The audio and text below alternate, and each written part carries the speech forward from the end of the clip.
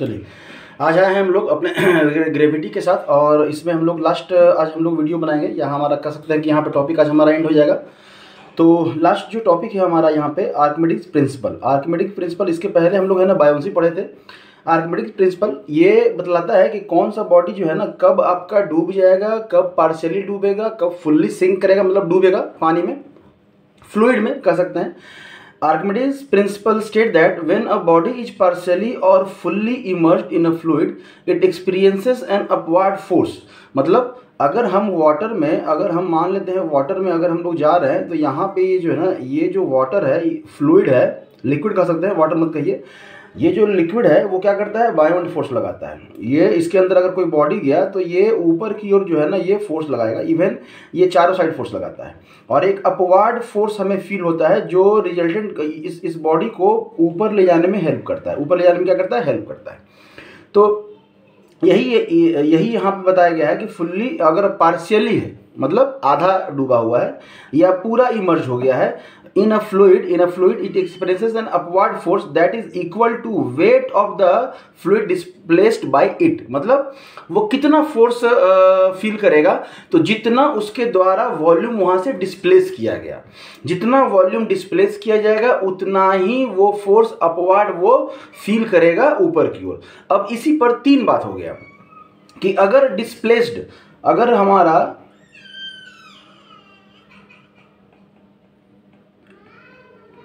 अगर डिस्प्लेस्ड जो वॉल्यूम है, डिस्प्लेस्ड वॉल्यूम को जो है ना हम लोग वीडी से रिप्रेजेंट करते हैं, मान लेते हैं वीडी से रिप्रेजेंट करते हैं, ठीक है। अगर डिस्प्लेस्ड वॉल्यूम बॉडी का जो वॉल्यूम है, वॉल्यूम ऑफ ऑब्जेक्ट का है, तो इसको हम लोग वीओ से रिप्रेजेंट करते हैं, सपोज, ठीक है, वीओ से रिप्रेजेंट करते हैं। तो थोड़ा सा सिंबॉलिक फॉर्म में जो है ना हमको लिखना आसान हो जाएगा। अगर तीन कंडीशन है कि अगर डिस्प्लेस्ड वॉल्यूम, बॉडी के द्वारा जो वॉल्यूम डिस्प्लेस्ड किया गया वो अगर कम है, वो क्या है आपका, कम है, किससे, ऑब्जेक्ट के वॉल्यूम से, जितना ऑब्जेक्ट का वॉल्यूम है उससे कम है, तो ये बॉडी क्या हो जाएगा, डूब जाएगा, सिंक, मतलब डूब जाएगा, ठीक है, सिंक कर जाएगा, डूब जाएगा यहाँ पे। दूसरा, अगर यहाँ पे वीडी जो है, वॉल्यूम डिस्प्लेस्ड, बॉडी जो डिस्प्लेस किया गया, अगर वो इक्वल है किसके, वॉल्यूम ऑफ ऑब्जेक्ट के, तब क्या होगा, तो ये जो बॉडी है ना डूब कर भी फ्लोट करेगा। मतलब अभी ये ज़्यादा नहीं हुआ है। तीसरा कंडीशन बताते हैं, इसको समझने से पहले आप तीसरे कंडीशन पे आ जाइए कि जो थर्ड कंडीशन है वो क्या रहेगा आपका, जो वीडी है अगर ज़्यादा हो गया किससे, ऑब्जेक्ट के वॉल्यूम से, मतलब जितना वॉल्यूम डिस्प्लेस किया वाटर उसका वॉल्यूम ज़्यादा हो गया ऑब्जेक्ट के वॉल्यूम से, तो ये जो ऑब्जेक्ट है वो क्या करेगा, ये जो ऑब्जेक्ट है वो फ्लोट करेगा। क्या करेगा, फ्लोट करेगा। समझ में आ रहा है। तो यहाँ पे अगर हम लोग ऑब्जेक्ट बना दें तो ये क्या करेगा, फ्लोट करेगा। किस कंडीशन में, तो जब ये कंडीशन रहे तब आ जाइए यहाँ सेकंड वाले कंडीशन पे। सेकंड वाला में क्या हो जाएगा, तो अगर आपका ये वाटर है, अगर आपका यहाँ पे एक है कि अगर ये वाटर है, ठीक है, और इसमें डिस्प्लेस किया गया वॉल्यूम ऑब्जेक्ट के वॉल्यूम के बराबर है, तो ऑब्जेक्ट जो रहेगा वो कैसा रहेगा, तो वो इस तरह से रहेगा, ऐसे डूब कर, ये डूबा हुआ कह सकते हैं। क्यों, क्योंकि इसका कोई भी पोर्शन ऊपर नहीं है, इसका अपर लेयर जो है वो वाटर के या लिक्विड के अपर लेयर के जस्ट बराबर है। इसका एग्जाम्पल आप घर में देख सकते हैं, आइस को पानी में डालिए, वो डूब गया, उसका अपर लेयर बस वाटर के लेयर के बराबर होता है। तो ये तीन कंडीशन आपको दिया गया है। ये तीन कंडीशन अभी आपके इस क्लास में तो नहीं है, आगे जाएंगे तो फ्यूचर में यही तीन कंडीशन पढ़ेंगे। इस तीन कंडीशन पे थोड़ा ध्यान रखिएगा, ठीक है, कि जो वॉल्यूम डिस्प्लेस किया गया इसी का सारा कहानी है, और इस पे तीन ही टाइप का आपको कहानी बनेगा। यहाँ पे तीन टाइप का आपका यहाँ पे कहानी बनेगा, जो कि हम आपको यहाँ पे दिखा दिए हैं, ठीक है। अभी थोड़ा सा नहीं दिख रहा होगा, ऊपर कर दिए हैं ये तीन कंडीशन। पहला कंडीशन, ये डूब गया, बॉडी क्या है ना, डूब गया, ठीक है, तो ये डूब जाएगा। मतलब अगर यहाँ पे हम लोग बनाएं, यहाँ पे अगर हम लोग ऐसा करके बनाएं तो यहाँ पे कैसा बनेगा, मान लेते हैं ये पानी है, तो बॉडी यहाँ पे डूब गया, ये ऐसा करके डूब गया, ठीक है। ये पहला कंडीशन, ये फर्स्ट, ये सेकेंड कंडीशन, और ये आपका थर्ड कंडीशन, ठीक है। तब आ जाइए रिलेटिव डेंसिटी पे। चूंकि बायोन्सी से हम लोग चल रहे थे तो डेंसिटी की चर्चा कर रहे थे, यहाँ भी डेंसिटी का चर्चा होगा, ठीक है। तब क्या है, the relative density of the flow substance is the ratio of the density of the substance to the density of the water. देखिए रिलेटिव की बात कर रहे हैं, रिलेटिव मतलब कहा, जाहिर सी बात है किसी के रिलेटिव तो है ना, तो किसके रिलेशन में, तो the relative density of a substance is the ratio, क्या है आपका, ratio of the substance to the density of water के डेंसिटी के रिस्पेक्ट में, ठीक है। It is a ratio of similar quantity and has no unit. क्यों, क्योंकि कोई भी अगर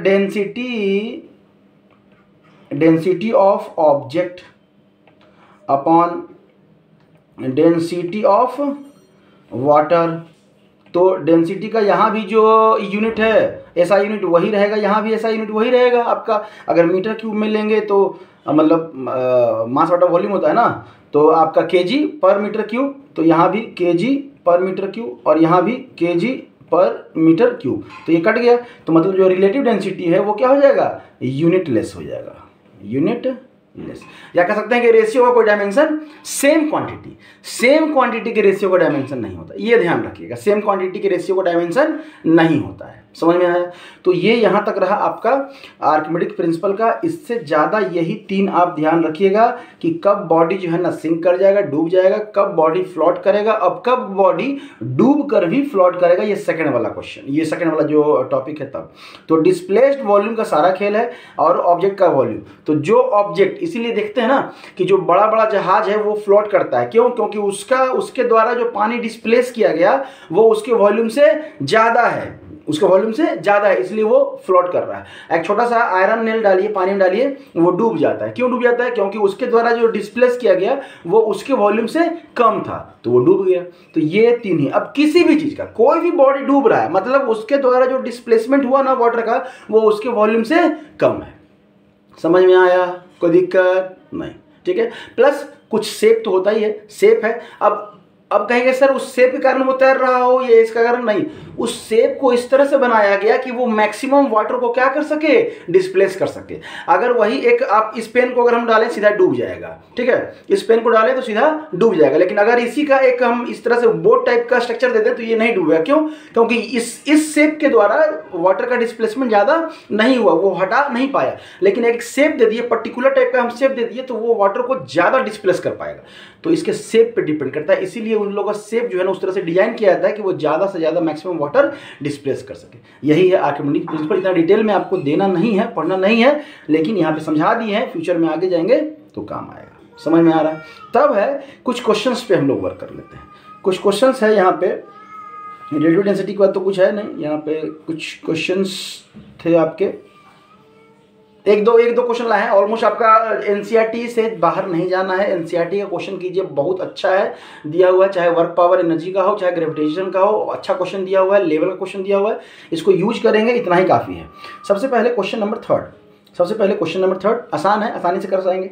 यहाँ पे लिखा है a ball thrown vertically upward. एक बॉल जो है ना उसको हम लोग क्या कर दिए, ऊपर की ओर हम लोग फेंक दिए।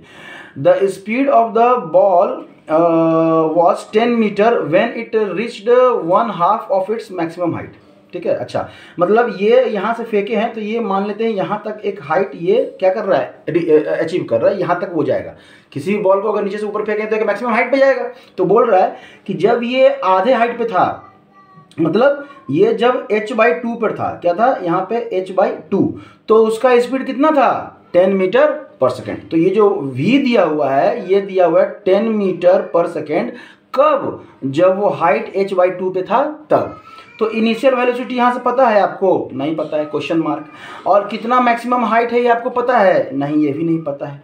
चलिए, तो हमारे पास फॉर्मूला है कि v² is equal to u², और ऊपर जा रहे हैं अगेंस्ट द ग्रेविटी जा रहा है तो -2g और h कर दीजिए। ठीक है, ऊपर जा रहे हैं अगेंस्ट ग्रेविटी। v हमको पता है 10, कब, जब हाइट h/2 लेंगे तब। तो अगर v हम लोग 10 का स्क्वायर कर दें, 10 का क्या कर दें, स्क्वायर कर दें, तो यहाँ पे u² -2 इंटू, और यहाँ पे आप g का जो वैल्यू है ना वो 10 ले लीजिए, कैलकुलेशन करने में आपका क्या रहेगा, आसानी रहेगा। g 10 इंटू हाइट कितना हो जाएगा, h/2, हाइट कितना हो जाएगा, h/2। 2। चलिए, जब h/2 हम लोग हाइड कर दिए तो यहाँ से अगर इसको इधर लेके आए तो ये 100 और प्लस 2 यहाँ से ये कट जाएगा 2 बार में, तो ये क्या हो जाएगा आपका 10, क्या हो जाएगा यहाँ पे ये 10h इज इक्वल टू आपका u²। तो ये इक्वेशन क्या हो गया 1, ये इक्वेशन क्या हो गया 1। अब अगर हम लोग बात करें सेकंड, कुछ और इन्फॉर्मेशन दिया होगा, when it had reached 1/2 of its distance, ठीक है, how high does the ball rise, ball कितने ऊपर पे जाएगा, और find the velocity and acceleration after 1 second, ठीक है, ये तो निकालने के बाद पता चलेगा। अब देखिए एक इक्वेशन आया यहाँ पे, हमारे पे 2 अननोन है। अब दूसरा इक्वेशन चलेंगे कि अगर हम लोग बात करें बॉडी एट मैक्सिमम हाइट, अगर बॉडी मैक्सिमम हाइट पे है, ठीक है, मतलब h पर है, तो v क्या होता है वहाँ पे 0, ठीक है। तो फिर से अगेन अगर हम लोग v² equal to u² minus 2g अगर h करें तो यहाँ से ये वैल्यू क्या हो जाएगा 0 is equal to u² minus 2gh। और यहाँ से अगर हम लोग देखें तो u² इज इक्वल टू कितना हो जाएगा आपका 2gh, तो ये हो जाएगा 2 इंटू 10 इंटू h, मतलब आपका हो जाएगा 20h u² is equal to, ठीक है, u² is equal to 20h, और यहाँ पे आया है u² इज इक्वल टू इतना। तो अब अगर हम लोग वैल्यू को पुट कर दें, u² का वैल्यू यहाँ पे पुट कर दें इक्वेशन 1 में, ठीक है, putting the value of u² in equation 1, तो 100 plus 10h is equal to कितना हो जाएगा आपका 20h। तो ये जब इधर आएगा तो 100 इक्वल टू यहाँ पे 20h माइनस 10h, तो ये h यहाँ पे फिर से 100 इक्वल टू यहाँ पे 10h, तो h कितना हो जाएगा आपका 10 मीटर, मतलब हाइट कितना हो गया 10 मीटर।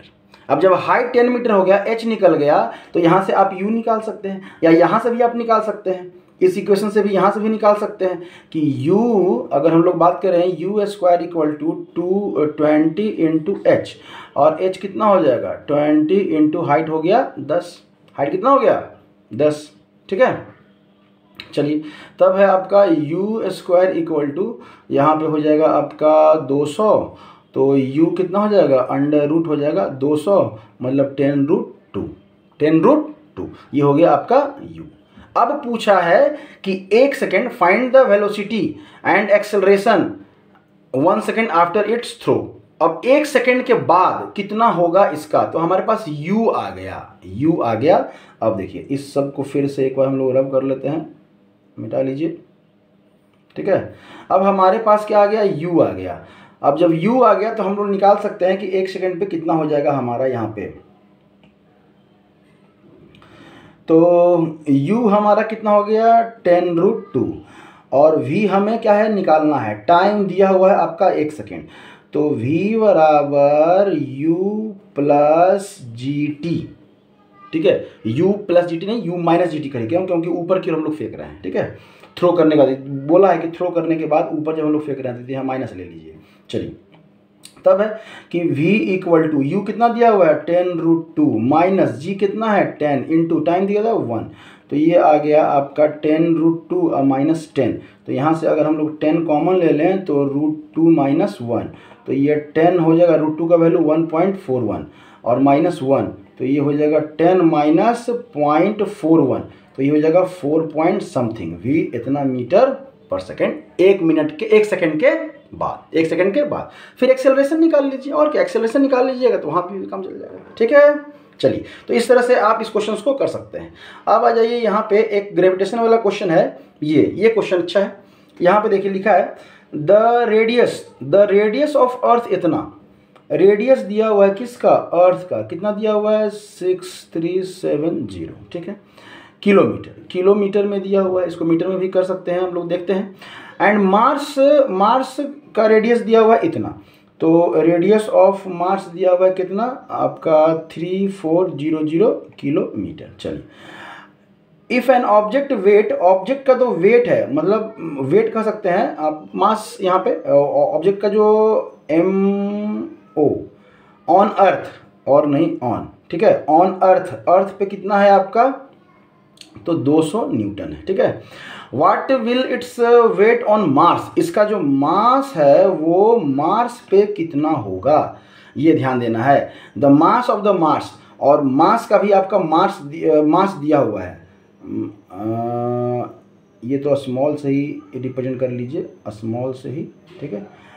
और ये मास किसका दिया हुआ है, मार्स का दिया हुआ है। कितना दिया हुआ है, तो 0.11 दैट ऑफ द अर्थ। अच्छा, रेशियो दिया हुआ है दैट ऑफ द अर्थ, मतलब इतना point that of the earth, earth के मास का इतना है।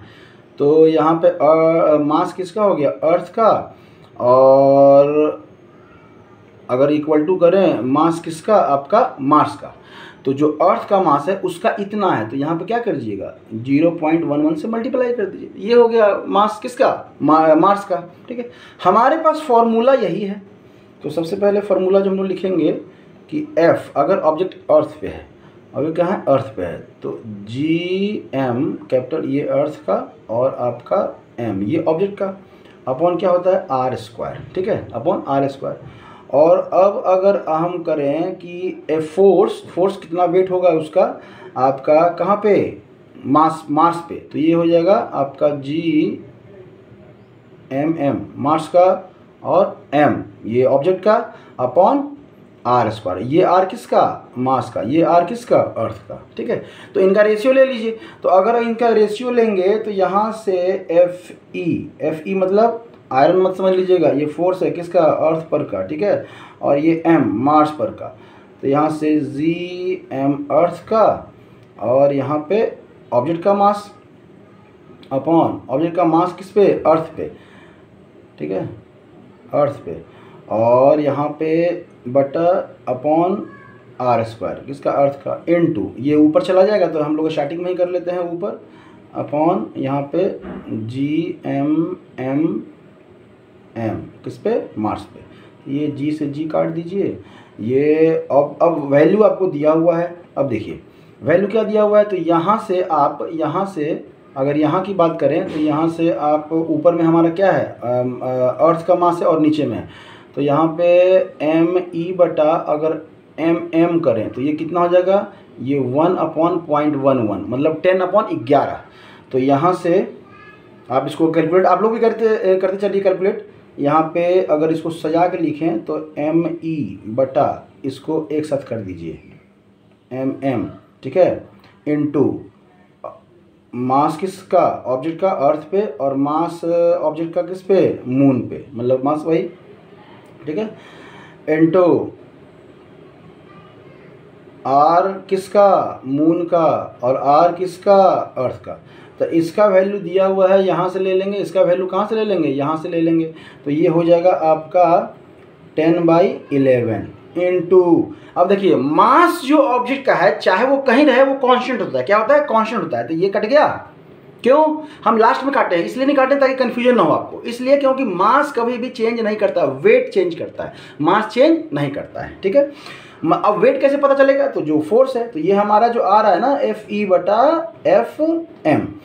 अब है R, रेडियस दिया हुआ है आपका, रेडियस कितना दिया हुआ है, इस अर्थ का भी दिया हुआ है और इसका भी दिया हुआ है, किलोमीटर में दिया हुआ है, तो चेंज करने का जरूरत नहीं, क्यों, क्योंकि यूनिट कट जाएगा, आप मीटर में भी चेंज करेंगे तो भी कटेगा।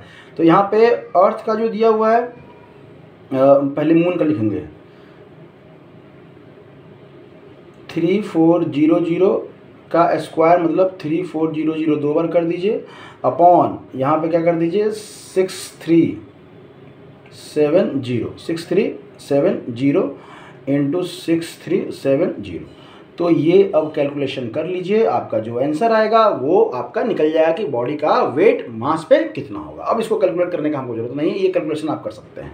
समझ में आया, तरीका यही है, बस ये ध्यान रखना है यहाँ पे, यही चीज़ आपको ध्यान रखना है यहाँ पे कि मास ऑब्जेक्ट का चाहे वो मून पे हो चाहे अर्थ पे हो वो कांस्टेंट होता है, तो वो आसानी से कट जाएगा। वेट डिफरेंट होता है, जिसका कि हम लोग लास्ट वीडियो में चर्चा भी किए थे, ठीक है। उसी तरह से यहाँ पे आप ये भी निकाल सकते हैं कि एक स्टोन को हम लोग थ्रो किए वर्टिकली अपवर्ड, इनिशियल वेलोसिटी दिया हुआ है, यहाँ पे u दिया हुआ है कितना 40 मीटर पर second. Find the maximum height, तो आपका वी स्क्वायर बराबर यू स्क्वायर माइनस 2GH। और जब मैक्सिमम हाइट पे आएगा, मैक्सिमम हाइट पे आएगा तो v कितना हो जाएगा, 0। v कितना हो जाएगा, 0। समझ में आया? ठीक है, कॉल आ गया था, कट गया था वीडियो यहाँ पे, फिर से हम लोग। तो यहाँ पे लिखा है आपका मैक्सिमम हाइट। मैक्सिमम हाइट पे जब हमारा बॉडी रहेगा तो ऑब्जेक्ट का वेलोसिटी कितना हो जाएगा, 0। तो हम लोग यहाँ पे इसी फार्मूले पे हम लोग चलते हैं, इस फार्मूले पे। तो ये जो फार्मूला है आपका यहाँ पे क्या बतला रहा है, तो यहाँ से v क्या हो जाएगा आपका, ये तो हो जाएगा 0 equal to u square minus 2 into 10 into maximum height. ठीक है, अब अगर मैक्सिमम हाइट हमारा यहाँ से निकल गया तो अब क्या करेंगे, तो ये यू स्क्वायर इक्वल टू, ये अगर इधर आएगा तो 2 इंटू आपका कितना हो जाएगा, 10 इंटू कितना हो जाएगा h। और यहाँ से आपका इनिशियल वेलोसिटी दिया हुआ है कितना, 40। तो ये हो जाएगा आपका 40 into 40 equal to 20 into h। तो यहाँ से h is equal to 40 into 40 upon कितना हो जाएगा, 20। तो यहाँ से ये कितना कर 2 बार में कट जाएगा, तो ये हो जाएगा 80 मीटर। मतलब जो ऑब्जेक्ट है हमारा वो कितना मीटर हाइट पे गया, 80 मीटर के हाइट पे जाएगा, तो वो फिर वहाँ से रिटर्न हो जाएगा। ठीक है, ऑलमोस्ट ये दिया हुआ है। देखिए अगर क्वेश्चन में दिया है 10 यूज करने के लिए 10 यूज कीजिए, अगर नहीं दिया हुआ है कुछ, अगर ये नहीं लिखा है कि 9.8 यूज करना है, 9.8 मीटर पर सेकंड स्क्वायर यूज करना, ये नहीं लिखा हुआ है, तो आप आसानी से 10 को यूज कर सकते हैं। या कुछ वैल्यू ऐसा भी रहता है जो 9.8 के मल्टीपल में ही कटेगा, तो आप ये देखकर प्रैक्टिस करते करते आपको आइडिया लग जाए कब आपको 10 लेना है, कब 9.8 लेना है। ठीक है, हाँ अगर क्वेश्चन बोल दे कि 9.8 लेके बनाना है तब तो उसी को लेके बनाना है, तब 10 लेके मत बनाइएगा। अगर क्वेश्चन कुछ नहीं बोल रहा है आप 10 लेके बनाइए, गलत नहीं होगा। ठीक है, तब है what is the net displacement. अब डिस्प्लेसमेंट कर रहा है and the total distance cover by the stone. Net displacement, net मतलब कितना ऊपर गया और नीचे आया। अगर एक ऑब्जेक्ट, अगर एक बॉडी यहाँ से कहाँ गया, यहाँ पे गया, ठीक है, यहाँ से यहाँ पे गया, तो ये जो टोटल हाइट है वो कितना था, 80 मीटर। तो अगर पॉइंट ए से अगर बी पे गया तो डिस्प्लेसमेंट 80 और डिस्टेंस भी 80। लेकिन ये क्या बोल रहा है कि कितना करेगा, तो वो पूरा ऊपर जाएगा और ऊपर जाके नीचे आएगा। तो अगर हम लोग बात करें नेट डिस्प्लेसमेंट, तो कितना हो जाएगा, 0। क्यों, क्योंकि जहां से स्टार्ट किया बॉडी वहीं पे क्या हो गया, वहीं पे आ गया, घूम के वहीं पे आ गया, तो हमारा डिस्प्लेसमेंट क्या हो गया, 0। लेकिन अगर हम लोग डिस्टेंस की बात करें, टोटल अगर डिस्टेंस की बात करें तो 80 ऊपर जाने का और 80 नीचे आने का, तो ये कितना हो जाएगा, 160 मीटर। तो इस तरह से आप क्वेश्चन भी कर सकते हैं, आसान है, करें, चलेगा। एक बार फिर से रिवाइज कर लें सारे क्वेश्चंस को, एनसीईआरटी को फॉलो करें, एनसीईआरटी को बनाएं, सारे क्वेश्चंस को करें, उसका टेक्स्ट क्वेश्चन, इनसाइड क्वेश्चन, सारे क्वेश्चंस को करें, कोई हार्ड नहीं है। बस कोशिश कीजिएगा ध्यान रखने का कि कैसे हम लोग करना है। मेरा पुराना वीडियो भी ग्रेविटी का वहाँ पड़ा हुआ है जिसपे हम लोग बोर्ड बना देते हैं, वहाँ भी इंपॉर्टेंट क्वेश्चन है, यहाँ भी 2-3 क्वेश्चन ऐसे ही ट्राई करके आप लोग को बताएं कि कैसे बनाना है। कभी भी सबसे पहले क्वेश्चन बनाने के लिए गिवन लिखिए, गिवन लिखेंगे, क्या निकालना है उसको लिखिए, फार्मूला लिखिए, क्या रिलेटेड फार्मूला हमारा यहाँ पे यूज होने वाला है, सारे फार्मूले लिख दीजिए। आप वैल्यू पुट करके अपने आप पता चल जाएगा कौन सा फार्मूला को यूज करना है। ठीक है, थैंक यू।